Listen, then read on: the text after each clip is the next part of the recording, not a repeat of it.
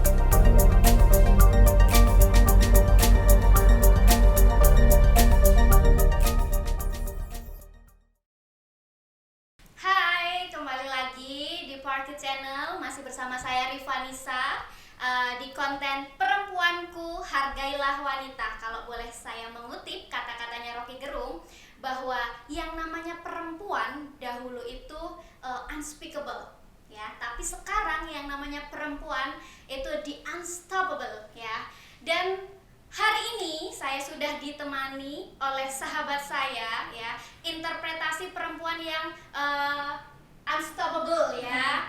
Sudah hadir bersama kita seorang perempuan pastinya ya, masih muda, remaja, sudah pasti remaja ya. Oke, dewasa, remaja akhir. Oke.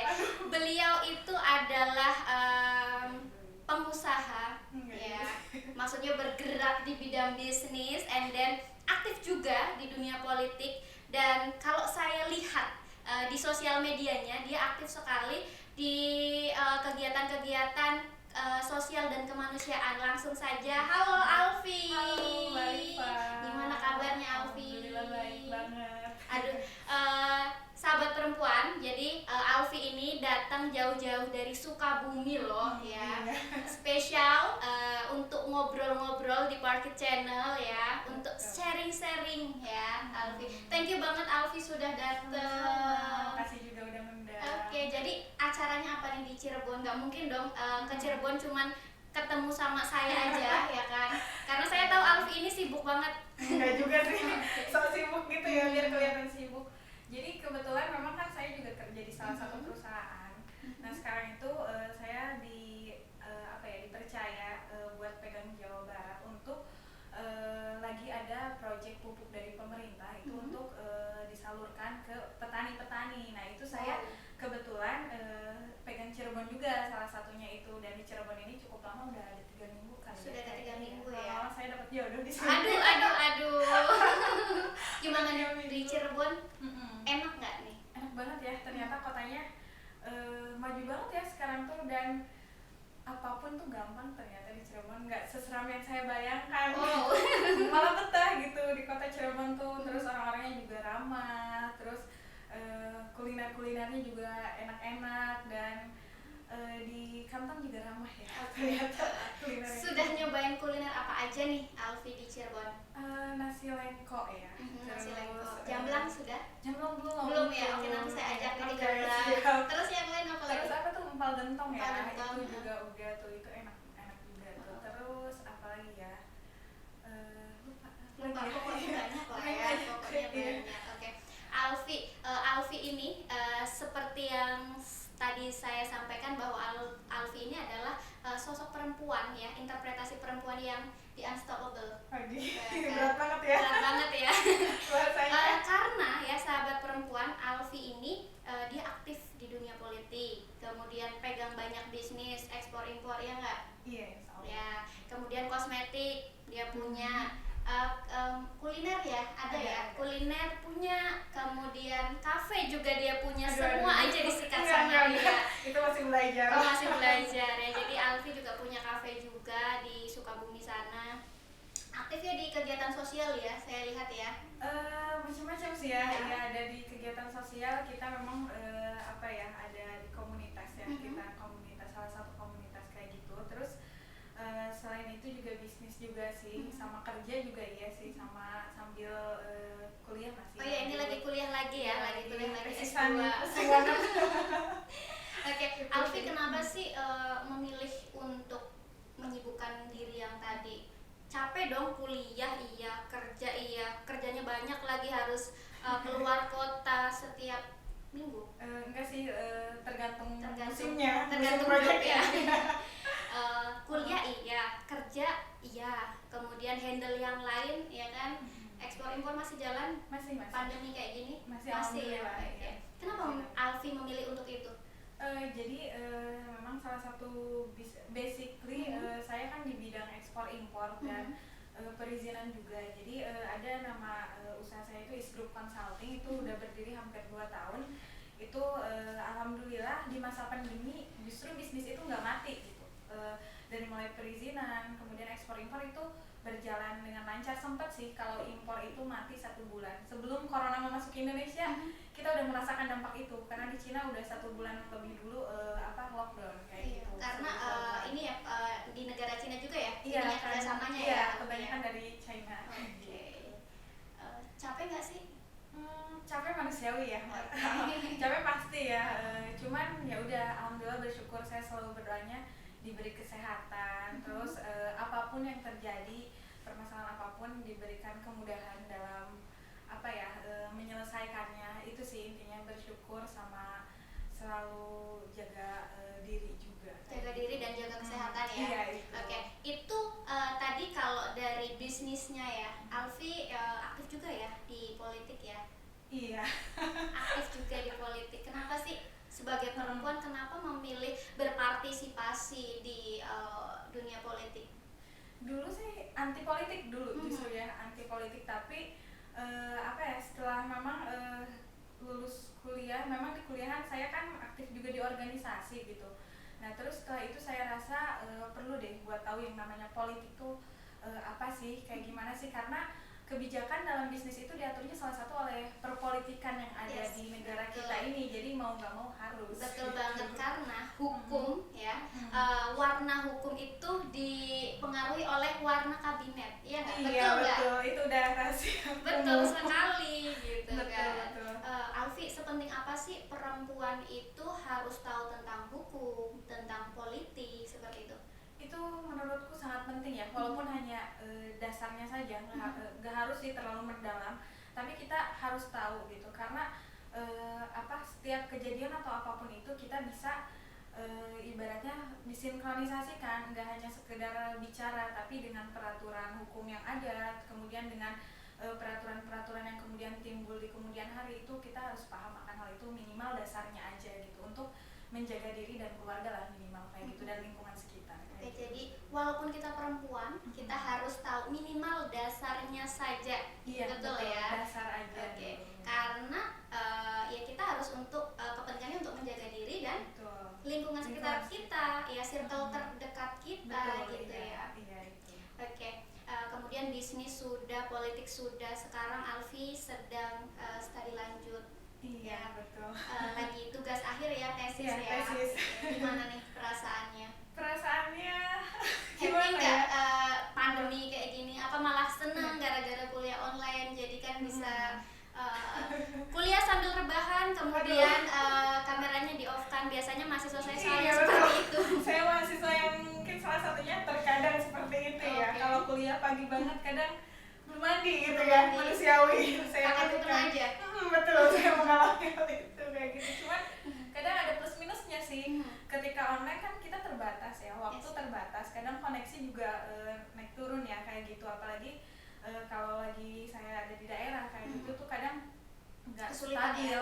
nggak stabil. Jadi ada enaknya, ada enggaknya juga. Tapi lebih enak memang tatap muka langsung, karena kita bisa dengan bebas bertanya ataupun mengutarakan apa yang Explore ya. mengeksplor yang sedang kita pelajari kayak gitu Betul. sih. Memang gini sih yang namanya belajar online ya. Secanggih apapun teknologi, tidak akan bisa menggantikan nikmatnya kuliah di kelas, ya nggak? Betul.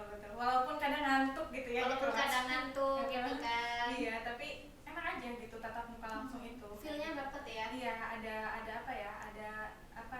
Interaksi sosialnya dapet juga gitu. Yes. Kayak gitu. Enaknya. Kemudian ini kuliah S2 lagi ngambil apa nih? Ini saya kayaknya agak melenceng sedikit ke Berbelok jurusan ya? publik, dari bisnis ke publik saya, ke ilmu pemerintahan. Oke. Bau-baunya mau nyalek. Karena kemarin di 2019 belum sempat nyalek. Jadi sepertinya 2024 Alfi ini mau nyalek. Kita lihat nanti saja ya bagaimana bisanya. Tapi ada nggak sih keinginan untuk ke sana? Saat ini sih belum ya. Kayaknya sih sempat waktu itu terlintas, tapi saat ini kayaknya lebih baik ingin menguatkan ekonomi dulu. Ekonomi bukan secara pribadi ya, tapi lingkungan sekitar juga bermanfaat gitu, karena kan nggak harus di politik saja ya. Cuman kalau memang sudah waktunya di yang akan datang, why not? I will try. Oke. And then, menarik ya tadi Alfi ingin menghidupkan ekonomi masyarakat. Mudahnya Iya. seperti itu ya. Oke. Kenapa sih kok kamu tertarik untuk berkontribusi terhadap perekonomian masyarakat? Apa ya, saya mungkin pada dasarnya semua orang juga sama ya, nggak tegaan atau apapun itu. Saya ngeliat Empati ya. Iya, empati. Saat ini tuh orang yang saya lihat di negara kita yang semakin bawah ya makin bawah gitu. Ibaratnya semakin miskin makin miskin gitu. Yang makin kaya kayak gitu. Ketimpangan sosialnya itu kelihatan banget. Nah, di situ saya tergugah ingin minimal lingkungan sekitar saya dulu atau orang-orang terdekat yang saya kenal gitu bisa saling berkolaborasi, kita maju bersama, bukan maju secara individu gitu. Untuk saat ini tuh ayo kita bareng-bareng, apa yang lo bisa kita kolaborasiin bareng kayak gitu, karena kan sekarang banyak orang yang di PHK juga ya kayak Iya, gitu. apalagi karena COVID ya. Jadi ayolah, apa sih kemampuan lo, ayo kita bareng-bareng explore gitu, semuanya ada jalannya kok kayak Oke, gitu. menarik nih. Tadi Alfi menyampaikan ada inequality ekonomi ya, ada kesenjangan, yang miskin makin miskin, yang kaya tambah banyak Iya. gitu kan. Ada nggak ini korelasinya nih sama tadi politik tadi nih dengan atau dengan kebijakan nih? Aduh, saya ini Nggak apa-apa, ini nggak di-cut kok. Iya, jelas ada ini, jelas. Oke. Karena ini negara demokrasi ya, jelas Yes. ada. Menurut saya itu jelas sangat-sangat ada Korelasinya ya. Karena saya pribadi ini sedang bekerja di salah satu perusahaan yang kebetulan mendapatkan tender untuk menyalurkan anggaran pemerintah kepada orang yang berhak. Kadang itu tuh nggak sampai ke yang berhak kayak gitu. Bahkan banyak orang-orang mediatornya itu yang menyalahgunakan, nggak sampai ke tujuannya kayak gitu. Itu yang sangat saya kecewa dan bikin saya feeling hurt banget gitu, hurt banget Ya, melihat iya di lapangan kayak gitu, seperti kayak itu. gitu. Makanya pembelajaran banget 3 minggu saya di sini itu, banyak banget yang saya pelajari ya, dari ketimpangan sosial yang ada tuh wow banget gitu. Kayak gitu, di pedalaman-pedalamannya itu bikin aduh nggak tega banget deh, harus gimana ya, andai gue triliuner lah, bukan miliarder lagi.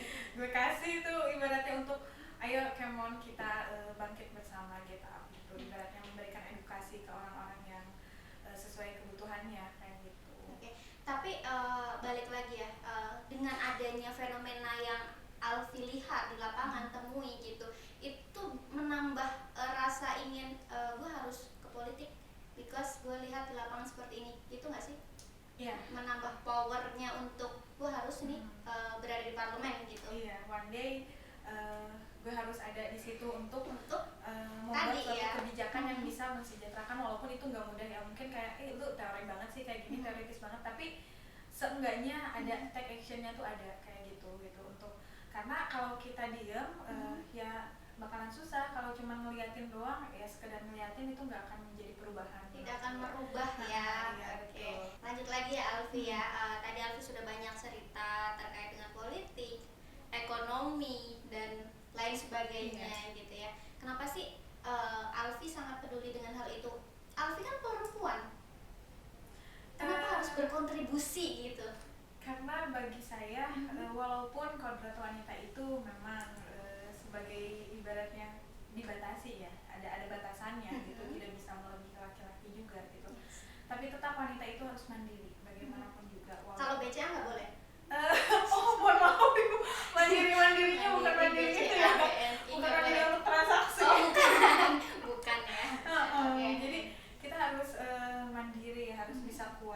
menghadapi situasi apapun, walaupun ya wanita memang nggak bisa gitu ibaratnya berdiri sendiri, tapi kita harus bisa juga untuk tidak merepotkan siapapun, ibaratnya siapapun ya, bukan laki-laki saja, ibaratnya siapapun. Kita harus siap pada kondisi terburuk ya, gitu. Makanya Alfi menggembleng diri sendiri untuk bisa melakukan apapun gitu kan, harus brave gitu kan, karena satu agar tidak menyusahkan, entah menyusahkan teman-temannya, keluarganya, dan pasangan gitu kan. Pokoknya kita harus bisa berdiri di kaki sendiri ya, independen sekali Anda. Bukannya apa-apa ya, karena ibaratnya saya udah mengalami beberapa kali berada di titik minus, bukan nol lagi ya, minus mungkin terendah gitu kayak gitu. Dan di saat itu saya benar-benar mengetahui mana yang benar-benar peduli dengan saya, mana yang ternyata orang terdekat sekalipun itu bisa nothing. Ketika kita benar-benar ada down di titik terendah, udah bukan minus deh, udah di minus banget itu, udah di palung, udah paling tajam banget gitu, udah susah. Gila, oh ternyata dia begitu, oke, berarti gue cukup tahu aja dia begitu saat gue seperti ini. Nah di situ itu yang membuat saya harus segera bangkit, walaupun rasanya berat, tapi I can do it. Fast gitu. Berarti yang kamu raih saat ini ya, semua everything yang kamu miliki saat ini itu karena kamu pernah berada di titik terendah kamu. Bahkan belum lama ini saya berada di titik minus lagi. Setelah tahun lalu, buat saya tahun lalu itu adalah titik terberat, titik paling minus. Ternyata di beberapa bulan yang lalu itu saya berada di titik minus yang lebih berat daripada tahun kemarin, dan ternyata saya bisa menghadapi itu. Dan saya selalu yakin Allah memberikan cobaan pasti dengan sepaket dengan solusinya, asal saya mau bisa, ibaratnya berusaha. Kok gue ya kamu marah ya kayak gitu, asal saya sih selalu yakin akan hal itu. Yang penting kita mau berusaha gitu, walaupun terkadang saya harus mengeluh kadang sendiri gitu ya, aduh ke siapa ya, udahlah, punya Tuhan kan, gitu. Masih ada sejadah untuk bersujud, walau tidak ada bahu untuk bersandar. Jauh jalan ada Bu, lebar Bu. Terus saya kapalan. Oke, tahun kemarin berat dan lebih berat dari tahun sebelumnya gitu ya. Artinya Tuhan memberikan cobaan ke Alfi itu semakin kesini semakin berat. Tapi pernah nggak sih merasakan semakin berat cobaan yang kamu terima, semakin besar juga hal yang indah yang kamu dapatkan? Sudah merasakan itu belum? Merasa yakin dan percaya itu akhir-akhir ini saya menuai rasakan ya, menuai lagi gitu, menuai ketika saya kehilangan, bukan kehilangan pasangan ya, maksudnya dalam hal bisnis, kehidupan lah ya kayak gitu. Saya merasa gila, hancur, lagi berada di titik terendah banget ini. Orang-orang terdekat saya yang melakukan hal tersebut gitu, yang nggak saya sangka, orang-orang yang saya percaya di circle saya, mereka justru yang malah bukan mengkhianati mungkin mereka ada alasannya ya, seperti itu. Saya tidak ingin menjudge mereka mengkhianati atau apa gitu. Mereka tetap pada dasarnya orang baik, namun pada saat seperti itu cukup tahu, udah saya bantu habis-habisan sampai saya rela menjual nama saya untuk menutupi kalian. Ternyata setelah itu kalian out in my life. Baik kata tapi saya. Jadi ini nggak sih seleksi alam nggak sih, menunjukkan bahwa dimana kita harus punya circle friendship gitu nggak sih? Itu jadi pembelajaran ya, jadi benar-benar tahu mana yang memang benar-benar loyal sama kita saat kita terjatuh, saat kita benar-benar di titik minus, mana yang memang saat kita cuman ya mereka ada butuhnya doang ke kita, mendekati kita. Dan itu saya belum pernah mengutarakan apa yang sedang saya alami saat ini di publik ya, ibaratnya saya selalu memperlihatkan kepada publik everything will be okay. Gitu. Ya kamu selalu happy ya di sosial media. Saya selalu lihat Alfi itu happy gitu kan, nggak pernah sedih. Padahal dalamnya badai pasti berlalu. Badai pasti berlalu gitu kan. Kayak kembali lagi ke soal perempuan. Dengan segala banyak cobaan hidup, perjalanan hidup lah ya, Alfi sekarang di usia yang sekarang sudah banyak sekali perjalanan hidup yang dilewati gitu kan, soal kerjaan dan pertemanan. Gimana nih ngomong-ngomong soal pasangan nih? Saat ini sih saya masih menunggu jodoh yang Allah kirim kepada saya, ya? yang ibaratnya memang bukan apa-apa ya, itu kan sekali seumur hidup ya buat saya. Ketika dia bisa menerima saya, mau berjuang walaupun gak di jalan yang sama, maksudnya dengan passionnya masing-masing, itu yuk ayo boleh, Gak masalah ya, gak masalah. Tapi ibaratnya apa ya, ya ibaratnya sekarang gue lagi benar-benar ingin memperlihatkan bahwa gue tidak seperti yang mereka bilang atau apapun itu gitu. Gue bisa untuk melakukan semuanya, bukan sendiri apa ya, apa ya ibaratnya wanita itu kuat loh, bisa gitu. Kayak gitu, walaupun yang benar kita membutuhkan bantuan yang lain ya, betul. Tapi kita sebagai wanita juga nggak lembek gitu, kayak tahu digituin hancur gitu. Kayak tahu ya. Bukan mental tempe ya, kayak tahu ya. Tahu lagi, hancur ya Bu. Iya. Oke, dengan kondisi kamu yang saat ini dari finance kan sudah kuat gitu kan, pendidikan tinggi, and then kamu punya banyak sekali pengalaman di politik, di ekonomi dan sebagainya. Pernah nggak sih worry kalau ada lelaki ya, pria yang mendekati kamu, dianya insecure gitu, pernah nggak sih ada kekhawatiran ke sana?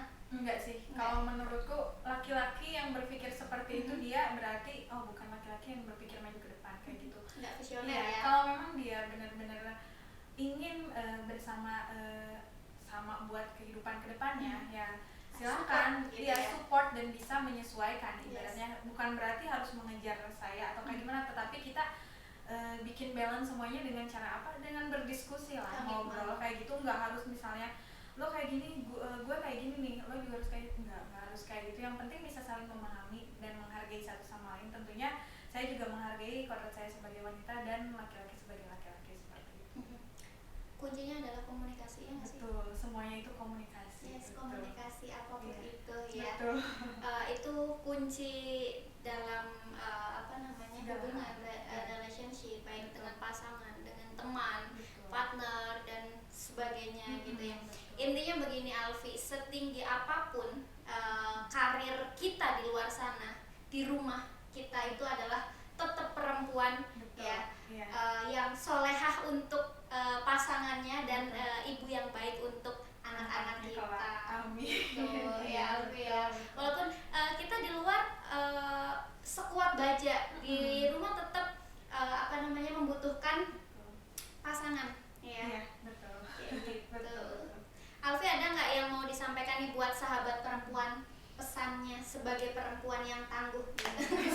Tangguh.